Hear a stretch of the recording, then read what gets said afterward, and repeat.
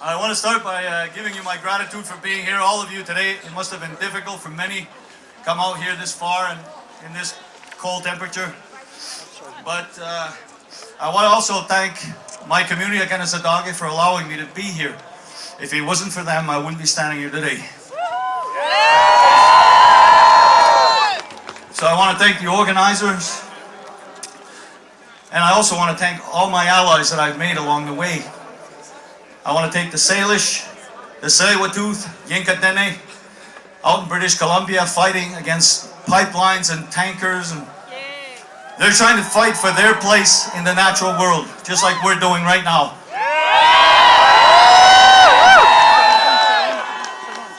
There are so many things that can be done. And that oil took us this far, but I think it's done now. You agree? Great. Now, it's not sufficient to ungag the scientists like Mr. Trudeau has done. That's a great job, yes, fantastic. But you got to unbind their hands as well. You got to stop the suppression of scientists who are trying to develop new technologies and new ways to harness energy. They have to be given that freedom to act.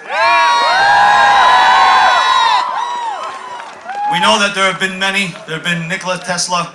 There's another man by the name of Thomas Bearden in the United States.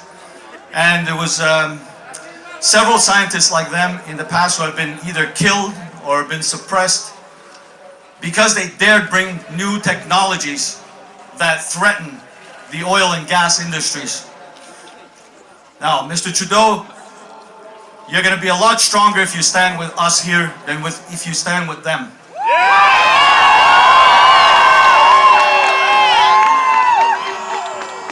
Now, that's where Mr. Trudeau needs to take us.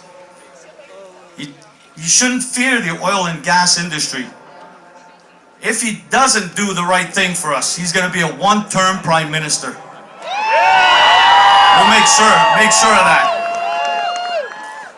Okay, we might have a little bit of time left as humanity.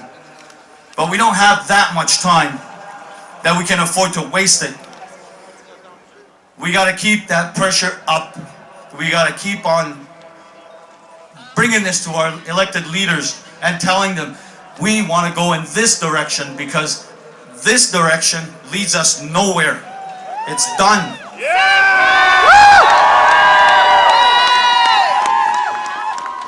So, I'm reminded of a quote by Nelson Mandela. He said, "It always seems impossible until it's done." And that's what we got to keep focused on. It may seem impossible, but it will be done.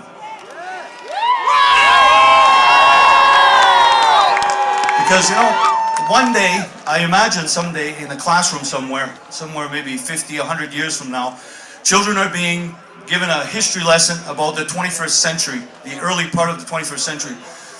And when they start talking about what we were doing with fossil fuels, they're going to look at their teacher and say, "What? They used to do what? They used to burn it? Oh, are they crazy?" You know what? I'm hoping someday we do get there. Because I think we have a lot of work to do between now and then. So I thank you very much for listening to me. And again, thank you very much for coming out.